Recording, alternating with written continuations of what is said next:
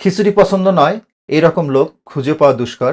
আর সেটা যদি হয় ভুনা খিচুড়ি, তাহলে তো কথাই নেই। ভুনা খিচুড়িতে মুগের ডালটা ব্যবহার হয়ে থাকে, কিন্তু বেশিরভাগ লোকেরই কমপ্লেইন খিচুড়ির রাইসটা সিদ্ধ হয়ে যায় কিন্তু মুগের ডালটা সিদ্ধ হয় না। এটা একটা কমন প্রবলেম। আর আজকের রেসিপিটা তাদের জন্যই। জি প্রিয় দর্শক, আসসালামু আলাইকুম। দি রসুই রেসিপিতে আরেকবার স্বাগতম আপনাদের। আজকে রসুইর রেসিপিতে ভুনা খিচুড়ি থাকছে, তবে এই রেসিপিটাতে এতটাই টিপস থাকছে যে একদম যে নতুন রাঁধুনি সেও কিন্তু এক চান্সেই এই ভুনা খিচুড়িটা করতে পারবেন। রেসিপির শুরুতেই আমরা মুগের ডালটাকে একটু ভেজে নিব, যেটা আমরা সবাই জানি। একটা প্যানে 1.5 কাপ মতো মুগের ডাল নিয়ে নিচ্ছি। মুগের ডালটাকে একটু রোস্ট করে নিতে হবে, জাস্ট এর কালারটা পরিবর্তন হয়ে আসবে, দেখাবো আপনাদের। অনেকের মনে প্রশ্ন থাকতে পারে মুগের ডালটা কেন আমরা ভেজে নিই। মুগের ডালে একটা কাঁচা গন্ধ থাকে, এজন্য এটাকে একটু ভেজে নিলে এর কাঁচা গন্ধটা চলে যায়। মিডিয়াম হিটে মুগের ডালটাকে প্রায় 4-5 মিনিট মতো আমি ভেজে নিলাম। দেখুন এটার কালারটা অনেকটাই পরিবর্তন হয়ে আসছে। এখন এখানে 2 কাপ পানি দিয়ে দিব।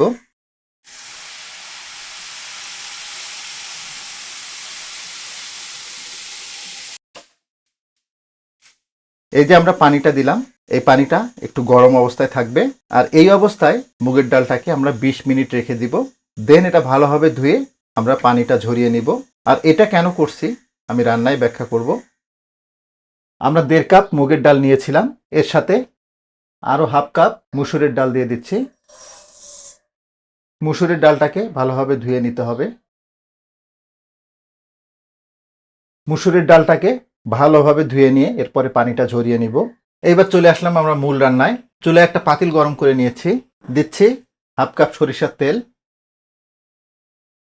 ভুনা খিচুড়িটা চেষ্টা করবেন সরিষার তেল দিয়ে রান্না করতে, এতে চমৎকার টেস্ট আসবে। তেলটা গরম হয়ে গেছে, 2 টুকরো দারুচিনি দিচ্ছি, 4টে এলাচ, 3টে লবঙ্গ এবং একটা তেজপাতা কেটে 2 ভাগ করে নিয়েছি। মশলাগুলোকে হালকা একটু ভেজে নিব যাতে এর থেকে সুন্দর অ্যারোমাটা বের হয়। মশলাগুলোকে হালকা করে একটু ভেজে নিলাম। 1/2 কাপ পেঁয়াজ কুচানো দিচ্ছি।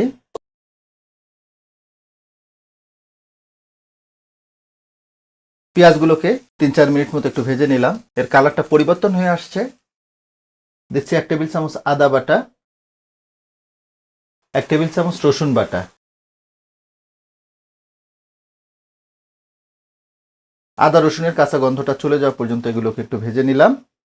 দিচ্ছি 1/2 টেবিল চামচ জিরার গুঁড়া, 1/2 টেবিল চামচ ধনিয়ার গুঁড়া, 1/2 টেবিল চামচ হলুদের গুঁড়া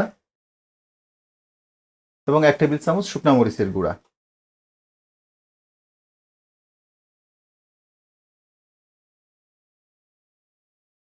এক কাপ মতো পানি দিয়ে দিলাম যাতে শুকনো মশলাগুলো পুড়ে না যায়।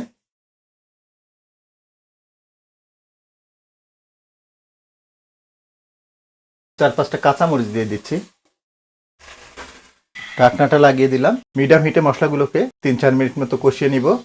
মিডিয়াম হিটে মশলাগুলোকে 3-4 মিনিট মতো কষিয়ে নিলাম। দেখুন চমৎকারভাবে তেলটা ছেড়ে দিয়েছে।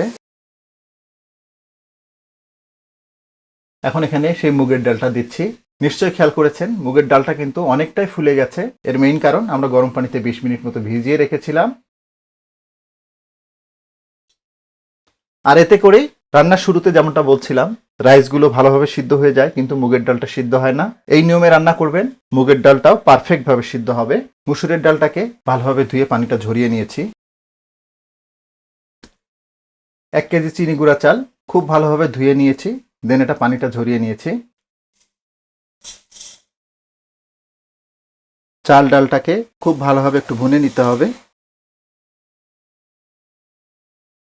পোলার চালটা যেভাবে আমরা ভাজা ভাজা করি ততটা করতে হবে না, জাস্ট একটু ভালোভাবে ভুনে নিতে হবে। চাল এবং ডালের রেশিওটা একটু বলি আপনাদের। যতটুকু চাল হবে তার অর্ধেক হবে ডাল। আর ডাল যদি 2 রকম ব্যবহার করেন, মুগের ডাল থাকবে 4 ভাগের 3 ভাগ আর মুসুরির ডাল থাকবে 4 ভাগের 1 ভাগ। আর এর জন্য কিন্তু আমি 1.5 কাপ মুগের ডাল দিয়েছি আর 1/2 কাপ মুসুরের ডাল দিয়েছি। টোটাল ডাল দিলাম আমরা 2 কাপ আর চাল আছে 4 কাপ। চাল এবং ডাল মিলায় টোটাল 6 কাপ আছে আমাদের এখানে। চাল ডালটাকে মিডিয়াম হিটে প্রায় 7-8 মিনিট মতো আমি ভুনে নিলাম। এখন এখানে পানি দিয়ে দিব, তবে অবশ্যই গরম পানি। পানিটাও আমি মেপে দিচ্ছি। চাল ডাল যেহেতু 6 কাপ আছে, পানি দিব আমরা 12 কাপ।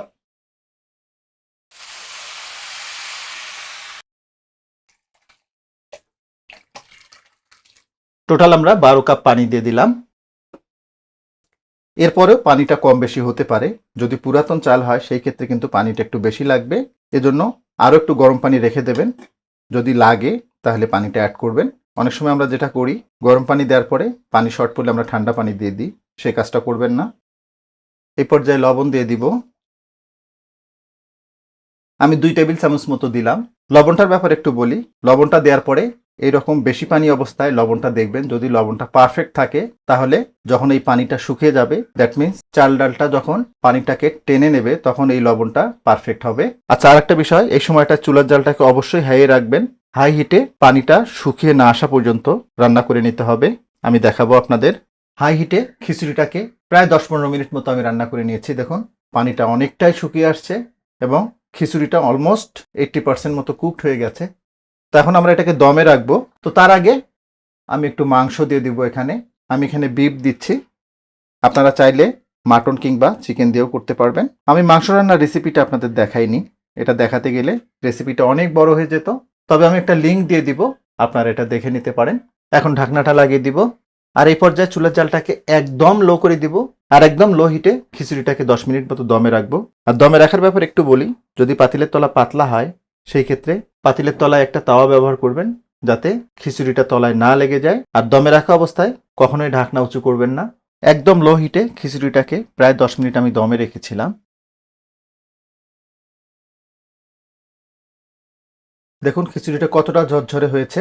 আর যেমনটা বলতেছিলাম রান্নার শুরুতে, মুগের ডালগুলো সিদ্ধ হতে চায় না, দেখুন কতটা সুন্দরভাবে সিদ্ধ হয়ে গেছে। আরেকটা বিষয়, যদি মাংস ছাড়া ভুনা খিচুড়ি করেন, জাস্ট মাংসটা অ্যাভয়েড করবেন। সামান্য একটু বেরেস্তা দিচ্ছি। তো রান্নাটা আমাদের হয়ে গেছে। আশা করব ভুনা খিচুড়ির এই রেসিপিটা আপনাদের অনেক ভালো লাগবে, আর ভালো লাগলে কিন্তু আমার সার্থকতা। যদি একটু হলে ভালো লেগে থাকে তাহলে রিকোয়েস্ট করব লাইক, শেয়ার এবং কমেন্ট করার জন্য। তো আজকে পর্যন্তই, সবাই অনেক ভালো থাকবেন, সুস্থ থাকবেন, নিরাপদ থাকবেন। আল্লাহ হাফেজ।